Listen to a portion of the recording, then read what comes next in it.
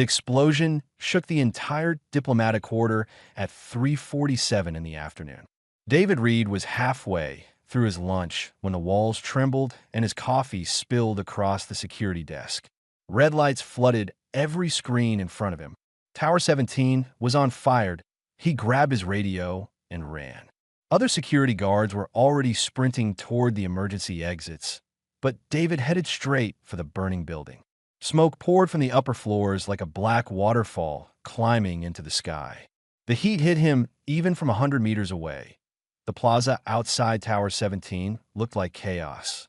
Aliens from a dozen species stumbled out of the building, coughing and helping each other away from the flames. The Centauri fire chief stood near the entrance, his four arms gesturing wildly at his crew. David ran up to him. "Status report," David demanded. The fire chief turned his bulbous eyes toward the human. "The synthetics on floors 40 through 50 are burning. Chemical fire. We cannot enter. The heat exceeds our biological tolerance by 300%. David looked up at the tower. Orange flames danced behind shattered windows. "Everyone out." "Negative." The fire chief checked his datapad. One draconian diplomat remains on floor 47. Ambassador Scales. She is young, recently arrived from the Fireworld colonies. Can she survive the heat? Yes, but not the smoke. Our synthetic materials produce toxins that paralyze draconian respiratory systems. She called for help 6 minutes ago. We cannot reach her. David watched as 3 alien firefighters tried to approach the entrance. They made it 5 meters before the heat drove them back. Their protective suits were melting. One of them collapsed, and his teammates dragged him to safety.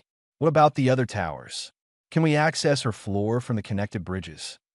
The fire chief's skin changed color to show distress. The bridges are already compromised. The fire is spreading faster than our models predicted. We estimate total structural collapse in 40 minutes. David's supervisor appeared beside him. Lieutenant Harris grabbed his shoulder. "Reed, we're evacuating the entire sector. Help me get these civilians behind the safety barriers. There's someone still inside." "I know, the Draconian, but there's nothing we can do." Harris looked genuinely sorry. "The fire chief says it's impossible. We'd lose anyone we send in." David pulled away from his supervisor's grip. He stared at the burning tower and remembered another fire. 5 years ago, a warehouse on Earth. His entire team died that day while he survived. He still heard their voices sometimes, calling for help that never came. His radio crackled. A young voice came through, female and frightened. "This is Ambassador Scales. Is anyone receiving? Please respond. The smoke is very thick now. I cannot move to the window. Please, someone answer." The plaza fell silent. Every alien present heard the transmission. They all looked at the tower, then at each other, then at the ground. No one moved toward the entrance. "Scales, this is station security. We hear you." David spoke into his radio. "What is your exact location?" "Suite 47C. The eastern side. I can see the maintenance shaft from here, but the door is blocked. I try to break through, but the smoke made me weak. I cannot breathe properly anymore." Harris grabbed David's arm again. "Reed, don't even think about it. That's a direct order." David looked at his supervisor. "Sir, I was a firefighter for 8 years before I came to this station. I know how to read a fire. I know that building's layout better than anyone here. I do my security rounds there every single day. Your heat tolerance is better than most species here, but not that much better. You'll die in there. Maybe, but you'll definitely die if no one tries."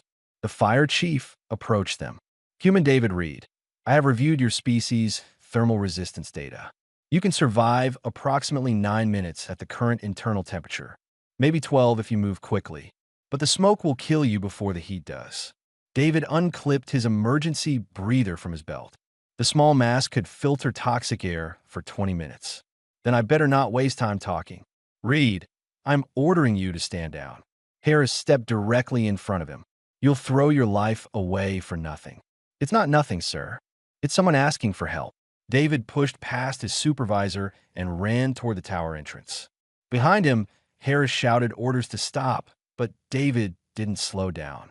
The heat grew stronger with every step. His skin felt tight and hot. The breather mask sealed over his mouth and nose. Filtered air filled his lungs that he reached the entrance. The glass doors had shattered. Smoke billowed out in thick waves. David pulled his jacket over his head and stepped into the darkness. The world disappeared into heat and shadow. Emergency lights flickered somewhere above him. He found the stairwell door and yanked it open. 47 floors up, through smoke and fire. To reach someone he'd never met, David started climbing. Behind him, through the walls of smoke, he heard the fire chief's voice on the radio. All units, the human has entered the structure. I repeat, Security Officer David Reed has entered Tower 17. The transmission ended. David was alone in the burning building. His boots rang against metal stairs. Sweat poured down his face. The breather mask fogged slightly with each breath. Somewhere above him, a young dragon was dying. And David Reed had promised himself, after his team burned, that he would never leave someone behind again, even if keeping that promise killed him. The stairwell felt like the inside of an oven. David's training kicked in automatically. He kept low where the air was clearer. He touched each door handle before opening it to check the heat. He counted floors by the numbers painted on the walls, barely visible through the smoke. Floor 23. His lungs ached even with the breather mask. The heat pressed against his skin like a physical weight. Sweat soaked through his uniform. He paused on a landing to check his path forward. The stairs above looked intact, but flames danced behind the door to floor 24. He kept climbing. Floor 30. The building groaned around him. Metal contracted and expanded in the heat. Strange sounds echoed through the structure. David recognized those sounds from his firefighter days. The tower was struggling to hold itself together. His radio crackled. "Reed, if you can hear me, the structural engineers say you have maybe 30 minutes before major collapse. Maybe less." Harris sounded resigned. "I've logged this as a rescue attempt gone wrong. Your family will receive full benefits." David didn't waste breath responding. He needed all his air for climbing. Floor 35. The synthetic walls here were burning with colors he'd never seen before. Green flames mixed with orange and blue. The alien materials produced different combustion patterns than anything on Earth. Beautiful and deadly. The heat increased sharply. His exposed skin felt tight and painful that he remembered the warehouse fire. The way the smoke had filled the building so fast. How he'd been separated from his team when a wall collapsed. He'd found the exit. They hadn't. For 5 years, he'd asked himself why he lived when they died. No answer ever satisfied him. Floor 40. David's muscles screamed at him. His legs felt like rubber. The temperature here pushed the limits of what humans could survive. He pulled his jacket tighter around his head and forced himself up the next flight. Floor 43. The stairs ahead were partially collapsed. A section had fallen through to the floor below. David examined the gap, maybe 3 meters across. The remaining stairs on the other side looked weak but present. He backed up 6 steps and ran. His boots left the metal, and for a moment he flew through superheated air. He hit the other side hard. Metal groaned, but held. Floor 45. His radio crackled again. This time, it was a young Draconian's voice. "Hello, is someone really coming? I thought I heard footsteps, but maybe I'm dreaming." The smoke makes everything unclear. David keyed his radio. "Scales, this is David Reed from security. I'm on floor 45. 2 more floors. Can you stay conscious?" Silence. Then a weak response. "You are real? Someone actually came?" "Yes. Stay near the door to your suite. I'll be there in 3 minutes." "But the heat. How can you survive?" "I'm human. We're good with fire. Just hold on." Floor 46. The door here had melted partially open. David could see into the hallway beyond. The ceiling had collapsed in sections. Furniture and debris blocked the passage. He climbed over the wreckage carefully. Hot metal burned his hands, even through his gloves. He didn't stop. Floor 47. The corridor stretched ahead into darkness and smoke. Emergency lights cast everything in red. The walls here were buckling. Suite 47C should be at the far end, eastern side. David ran. The heat was incredible now. His breather mask supplied oxygen, but couldn't cool the air entering his lungs. Every breath felt like inhaling flame. His skin felt like it was cooking, but he was close. So close, Suite 47C. The door was warped from heat, but still closed. David grabbed the handle and pulled. Locked. He kicked at the door. Once. Twice. On the third kick, the lock broke, and the door swung inward. Smoke billowed out. David dropped low and crawled inside. Scales? Ambassador Scales. Here, by the window. David followed her voice. The suite was large, designed for diplomatic functions. Furniture lay scattered everywhere. Fire had consumed the curtains and was spreading across the carpet. He found her near the far wall. Ambassador Scales was young for a draconian, maybe equivalent to a human teenager. Her scales were deep purple, dulled now by smoke residue. She lay on her side, one wing stretched out awkwardly. Her eyes opened when David approached. They were golden with vertical pupils. You came. Her voice was barely a whisper. You actually came into this fire for me. David knelt beside her. Can you stand? No. The smoke paralyzed my legs. I tried, but I cannot move them. My wings neither. She coughed, a deep rattling sound. You should go. Leave me. You cannot carry me. I am too heavy. David looked at her. She was right. Draconians were dense. Even young ones outweighed humans significantly. She had a mass at least 200 kilos. No way he could carry her down 47 flights of stairs. The ceiling cracked above them. Pieces of synthetic material began to rain down. The fire was spreading into the suite. I didn't climb 47 floors to leave you. David scanned the room. He needed something to help. His eyes landed on a device hanging on the wall. A ceremonial harness with glowing power indicators. What's that? My gravity harness.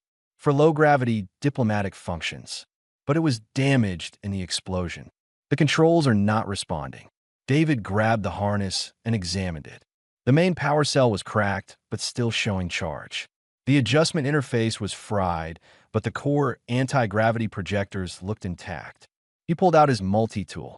What are you doing? Scales asked. Making this work. David's fingers moved quickly, bypassing burned circuits and rerouting power. I was an engineer before I was a firefighter. And I was a firefighter before I was a security guard. You have many past lives for such a young human. Yeah, well, I'm hoping to have a few more. David connected 2 wires, and the harness hummed to life. The display flickered. 60% capacity. Not perfect, but maybe enough that he draped the harness over Scales' torso and activated it. She rose slightly off the floor. David grabbed her arm and pulled it over his shoulders. With the harness reducing her effective weight, he could support her. Barely. Hold on to me, he said. We're leaving together or not at all. Getting Scales out of the suite took every bit of strength David had. Even with the gravity harness reducing her weight, she still massed enough to make each step difficult. Her arm draped over his shoulders, and he wrapped his own arm around her waist. Her scales felt hot against his skin. They made it to the door just as a section of ceiling collapsed where Scales had been lying. The impact sent embers swirling through the air. David pulled them both into the corridor. The harness flickered once. The power indicator dropped to 58%. The harness is failing, Scales said weakly. Then we moved fast. David oriented toward the stairwell. The corridor seemed longer now, stretching away into smoke and darkness. Can you push with your legs at all? I will try. They started forward. David took the weight, and Scales pushed when she could. Her efforts were weak, but they helped. They passed other suites, all empty and burning. The floor beneath them felt unstable. Heat radiated up through David's boots. Halfway to the stairwell, Scales spoke. Why did you come? You do not know me. Your supervisor ordered you not to. Why risk your life? David focused on putting one foot in front of the other. Because you asked for help. That is not a reason. Many beings ask for help. Most go unanswered. Maybe. But I lost people once because I couldn't reach them in time. I won't let that happen again if I can help it. You speak of Earth. Yeah. 5 years ago. Warehouse fire. My whole team died. I was the only one who made it out. David's voice was flat. I hear them sometimes. In my head. Calling for help. I can't answer them anymore. But I can answer you. Scales was quiet for several steps. Then she said, On my world, we have legends of humans. We call them the firewalkers. Stories say humans evolved beside flames. That fire is your companion, not your enemy. Fire's nobody's friend. It just is. You either respect it or it kills you. They reached the stairwell. David pulled the door open and immediately stepped back. The stairs going up were engulfed in flames. Going down looked possible, but barely. The metal steps glowed with heat. Going to be a rough descent, David said. I trust you, Firewalker. David almost laughed. It came out as a cough. Save the fancy titles for when we're outside. They started down. Each step jarred David's shoulder where Scales' weight pressed. The gravity harness hummed steadily, but the power indicator kept dropping. 55%. 52%. The device was burning through its remaining charge faster than David hoped. Floor 46. Floor 45. The heat remained intense, but David's body was adjusting. Or maybe he was just too tired to notice anymore. His muscles operated on autopilot. Step. Shift weight. Breathe. Step again. Floor 42. Scales suddenly pushed harder with her legs. I can feel them again. A little. The paralysis is fading. Good. Keep trying to move them. Every bit helps. Floor 38. They had to stop. David's legs were shaking. He lowered them both to the landing and leaned against the wall. The metal was hot, but not burning. Scales sat beside him. Her breathing labored. How much farther, she asked. 38 more floors. Maybe 15 minutes if we keep moving. I'm slowing you down. If you left me here and came back with help, no. David cut her off. We don't split up in a burning building. Basic firefighter rule. We go together, even if staying together means we both die. David looked at the young dragon. Her scales were darkened with soot. Her eyes showed pain and fear, but also something else. Confusion. Like she couldn't understand what David was doing. You really don't get it, do you? David said, Your people don't think like this. Draconians value strength and honor. We fight enemies with courage. But fire is not an enemy. It simply exists. Walking in a fire for a stranger makes no logical sense. Yeah, well, humans aren't always logical. David pushed himself back to his feet and pulled Scales up with him. We're stubborn, and we made a promise to each other a long time ago. As a species, what promise? That we take care of our own. And sometimes, in the moment, everyone becomes our own. David adjusted his grip on her. Now come on. We're not dying on floor 38. They continued down. Floor 35. Floor 30. The stairs were more stable here, below the worst of the fire. But the smoke was thicker, pushed down by heat, rising from above. David's breather mask worked overtime to filter the toxins. Floor 27. A cable snapped somewhere above them. Sparks rained down through the stairwell. One landed on David's jacket, and he slapped it out. Another hit Scales' wing. She flinched, but kept moving. Floor 23. The gravity harness alarm beeped. Critical power. 30% remaining. At the current drain rate, it might last another 8 floors. Maybe 10. The harness will not make it, Scales observed. Then we'll manage without it. I will be too heavy. I'm stronger than I look. David wasn't sure if that was true anymore. His body was running on fumes. But he'd carried injured people before. He could do it again. He had to. Floor 19. The harness indicator hit 20%. David felt Scales grow heavier as the anti-gravity effect weakened. He compensated by shifting his stance, taking more of her weight on his shoulders. David Reed, Scales said softly, if we do not survive, I want you to know something. In all my life, no one has ever done what you are doing. You are the bravest being I have ever met. Save it for the medal ceremony. We're getting out of here. But even as David said it, the harness powered down completely. Scales' full weight settled onto him. His knees nearly buckled. 18 floors still to go.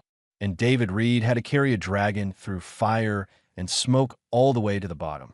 The full weight of Ambassador Scales nearly drove David to his knees. Without the gravity harness, she felt impossibly heavy. His legs trembled as he adjusted his grip. 18 floors. He could do 18 floors. He had to. Put me down, Scales said. You cannot carry me like this. Watch me. David took the first step down. His muscles screamed in protest. His shoulder blazed with pain where her arm pressed down. But he took another step. Then another. Floor 17. Floor 16. David's world narrowed to the steps in front of him. Nothing else existed. Not the heat, not the smoke, not the pain. Just the next step. Always the next step. Scales tried to help. She pushed with her legs when she could. Her wing dragged against the wall, adding stability. But most of the work fell on David. His breath came in ragged gasps even through the mask. Sweat poured into his eyes. Floor 14. His right knee gave out. David and Scales tumbled down 3 steps before he caught the railing. They crashed against the wall. Scales cried out in pain. David forced himself upright and pulled her with him. "I am sorry," Scales whispered. "This is my fault. I should have evacuated with the others." "Not your fault." David's voice was raw. "Accidents happen. Fire doesn't care about blame. It just burns." Floor 12. David's hands were bleeding where he'd scraped them, catching the railing. He didn't remember when that happened. Everything felt distant now. Disconnected. His body moved on instinct and training alone. "Tell me about your team," Scales said suddenly. "The ones you lost. What were their names?" David stumbled. "Why?" "Because talking helps. It keeps you conscious. I learned that in diplomatic training." David almost laughed. Here she was, the one being rescued, trying to keep him alert. "Okay, their names. There was Patricia. She was our captain. Best leader I ever knew. She always said never leave someone behind if there's a chance. Even a small one. She sounds wise. She was. Then there was Robert and Chun. They were partners. Worked together for 10 years. Chun told terrible jokes. Robert pretended not to laugh, but always did. David's voice cracked slightly. And there was young Michael, 22 years old, fresh out of training. It was his first year on the job. Floor 10, 9, 8. They will be proud of you, Scales said. Coming here. Doing this. Maybe. Or maybe they call me an idiot for risking my life again. David coughed. His breather mask felt wrong. He checked it. The filter indicator was red. Depleted. Filter's done. He pulled the mask off and handed it to Scales. Her eyes widened. "No, you need it. You need it more. Smoke paralyzes your breathing, remember?" David placed it over her snout. "I'll be fine. We're almost at the bottom." The smoke hit him immediately. His throat burned. His eyes watered. Every breath felt like swallowing razor blades. But he kept moving. Floor 7. His vision started to blur. The stairs seemed to multiply in front of him. 2 stairways. 3. He aimed for the middle one and hoped it was real. Floor 6. His chest felt heavy. His coordination was failing. He missed a step and nearly fell. Scales grabbed his shoulder with her free arm, steadying him. "David Reed, stay with me. I'm here. Still here." But his words came out slurred. Oxygen deprivation was setting in. David knew the signs. Confusion. Loss of coordination. Soon his body would just stop responding. Floor 5. He wasn't going to make it. The realization hit him with strange clarity. He could feel his body shutting down. But 5 floors was close enough. Emergency crews could reach Scales from here. He tried to speak, but nothing came out. His knees buckled. He felt himself falling. The world tilted sideways. Then something changed. Strong arms grabbed him. Not human arms. Draconian arms. Scales had somehow gotten her feet. She was holding him up. "No," David managed to whisper. "You can't. The smoke. The mask is helping. And my legs are working again. Barely, but working." Scales adjusted her grip on him. "You carried me for 42 floors, Firewalker. I can carry you for 5. The world went dark at the edges. David felt himself being lifted. Scales was strong. Even weakened and injured, even with smoke-damaged lungs, she had the natural strength of her species. She draped David over her shoulder and started down the stairs. Floor 4. 3. 2. David drifted in and out of consciousness. He heard voices, felt cooler air. Someone was shouting orders. Medical equipment beeped nearby. But everything seemed far away, like he was underwater. Then a blast of cold oxygen hit his face. An emergency rebreather sealed over his nose and mouth. Clean air flooded his lungs. David gasped, and his eyes flew open that he was on the ground outside the tower. The sky above was gray with smoke, but it was the most beautiful thing he'd ever seen. Alien medics swarmed around him. One of them, a centauri with gentle hands, checked his vitals. "You are alive, human David Reed," the medic said with evident surprise. "You should not be alive, but you are." David turned his head. Scales lay a few meters away, surrounded by her own medical team. They had oxygen equipment over her snout. Her eyes were closed, but her chest rose and fell steadily. Alive, Lieutenant Harris appeared above David. His face was red and angry and relieved all at once. "Reed, you disobeyed a direct order. You could have died. You almost did die. What were you thinking?" David looked up at his supervisor. His voice was hoarse but clear. "I was thinking someone needed help, sir." Harris stared at him for a long moment. Then he shook his head. "You're either the bravest person I've ever met or the craziest." "Maybe both." "Probably both," David agreed. His eyes closed. He was so tired, but he was alive. And so was Scales. The fire behind them roared as Tower 17 continued to burn. But everyone who needed saving had been saved. David let himself sink into unconsciousness with that knowledge wrapped around him like a blanket. David woke 3 days later in a recovery pod. The medical bay was quiet except for the soft beeping of monitors. His throat hurt. His lungs hurt. Actually, everything hurt. But he was breathing, and that felt like a miracle that a nurse noticed he was awake. She was Alarian, with soft blue skin and large dark eyes. "Welcome back, Officer Reed. You gave us quite a scare." "Scales." David's voice came out as a rasp. "Ambassador Scales? Is she alive and recovering?" "She woke yesterday and has been asking about you." The nurse checked his vitals on a display. "You both suffered severe smoke inhalation. You also have first and second-degree burns on your hands and face. Muscle strain throughout your entire body. Dehydration. Exhaustion. You push your body far past safe limits. But we made it. Yes, you made it." The nurse smiled slightly. "The doctors are calling it impossible. The odds of both of you surviving were calculated at less than 3%. David closed his eyes. 3%. He'd beaten worse odds before. Or maybe he'd just been too stubborn to know when to die. Lieutenant Harris visited that afternoon. He pulled a chair next to David's pod and sat heavily. "So, you're awake?" "Yes, sir." "Good, because I need to explain something to you." Harris rubbed his face. "When you ran into that tower, I filed paperwork declaring you killed in action. I notified your family. I started the process for your death benefits." David said nothing. "Then you came out alive, carrying a draconian diplomat who everyone thought was dead too. Do you understand what you did? You made me look like an idiot. You made our entire security department look like cowards. And you made every other species on this station question their own courage." Harris leaned forward. "I should fire you for disobeying orders. Throw you off the station. But you saved a life. You did the impossible. And now you're famous." Harris pulled up a datapad and showed it to David. News feeds from across the galaxy scrolled past. Everyone featured the same image. David Reed entering Tower 17 while everyone else ran away. "They're calling you the Firewalker. Apparently, that's some draconian legend about humans." David looked at the feeds. He saw his own face repeated dozens of times. Headlines in languages he couldn't read. "I didn't do it for fame." "I know. That's what makes it worse. You actually believed you could save her." Harris stood up. "You're on medical leave for 2 weeks. When you come back, we're promoting you. Someone who does what you did deserves recognition." "I don't want a promotion, sir. I like my job the way it is." Harris stared at him. "You're serious?" "Yes, sir.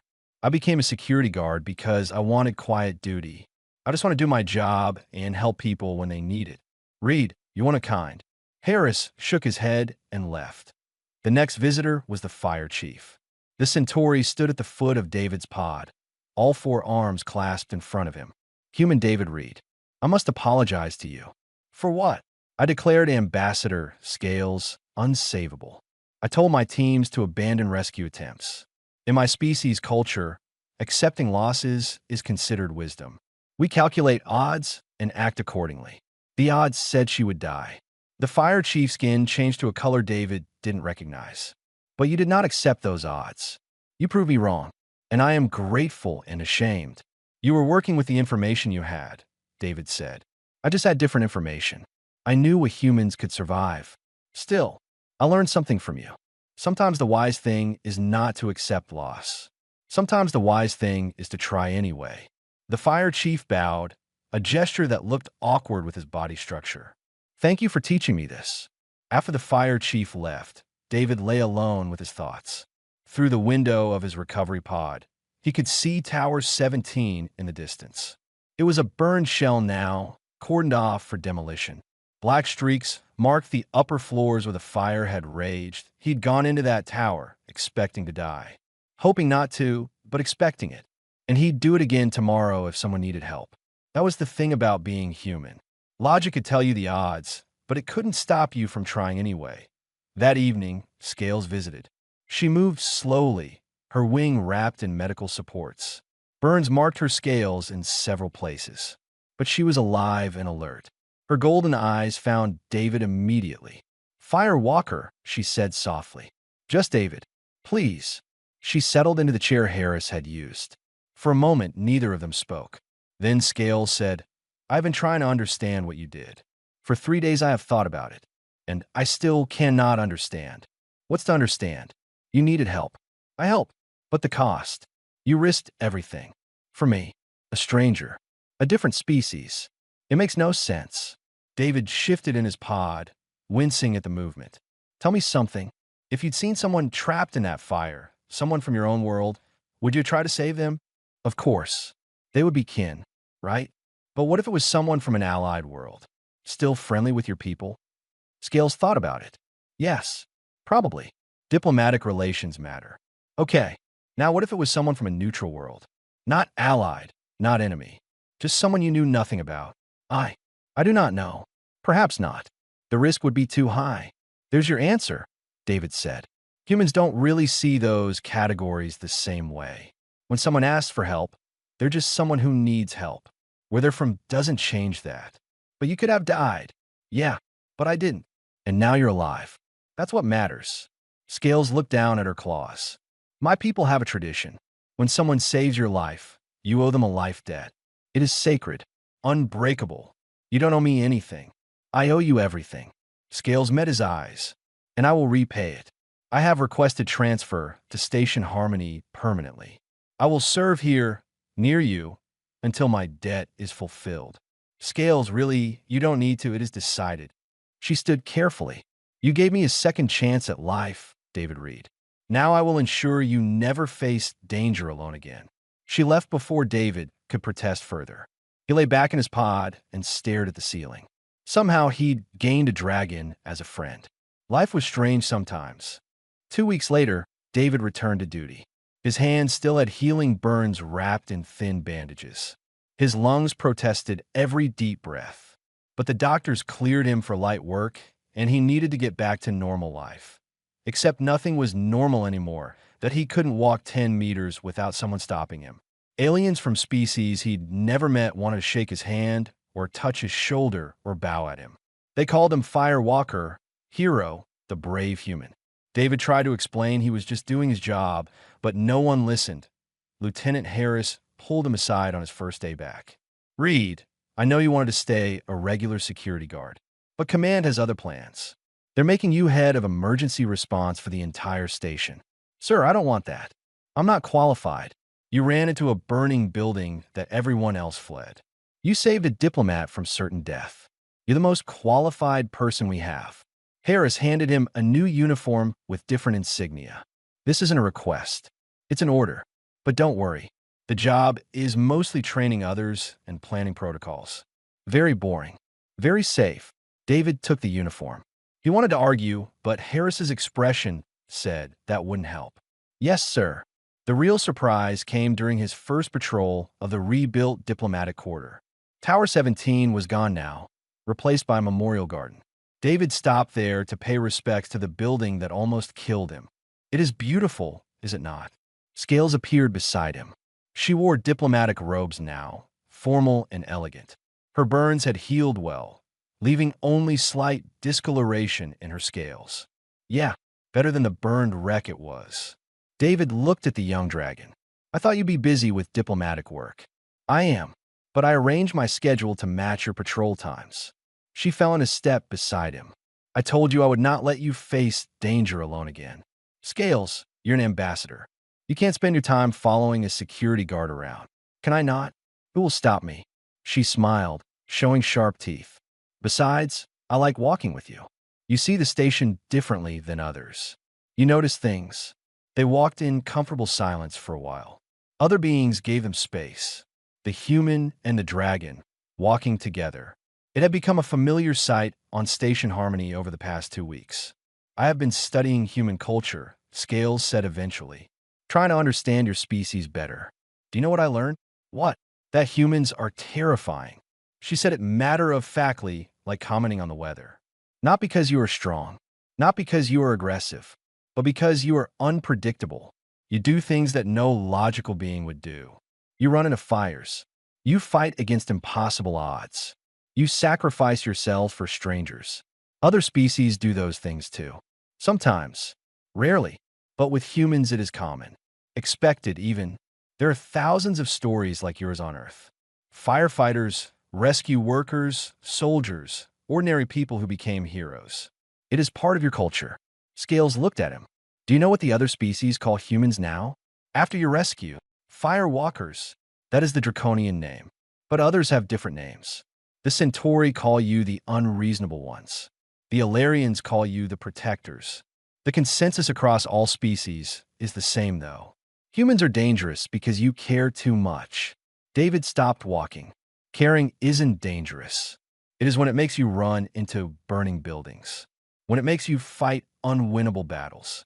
When it makes you stand between danger and those who cannot protect themselves. Scales stopped too. Most species evolved to survive. Humans evolved to protect. And that makes you the most dangerous species in the galaxy. I'm not dangerous. I just helped someone. You helped me. But you would have helped anyone. That is the danger. Any species that threatens someone you consider worth protecting becomes your enemy. And humans do not lose easily, do they? David thought about that. About Earth's history. About every war, every struggle, every impossible victory won through sheer stubbornness and refusal to quit. No, we don't lose easily. That is what makes you terrifying and wonderful. Scales resumed walking. I'm glad you exist, David Reed. The galaxy needs beings like you. They completed the patrol together. David checked security stations, verified safety protocols, and made notes about improvements to emergency systems. Scales stayed beside him the entire time, occasionally pointing out diplomatic concerns or asking questions about human safety procedures. At the end of the shift, they returned to the memorial garden. The sun was setting through the station's viewing ports, casting everything in gold light. David sat on a bench, and Scales settled beside him, her tail curled around her feet.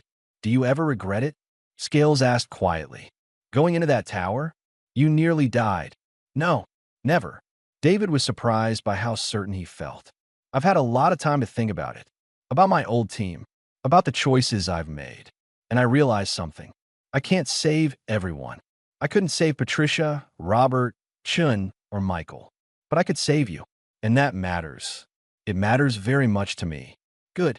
Because I need you to do something for me. Anything. Stop calling me Firewalker. Just David. We're friends now, right? Friends use first names. Scales laughed, a sound like rocks tumbling. Very well, David. But only if you stop calling me Ambassador Scales. My actual name is Solara. Solara. David tested the name. That's nice.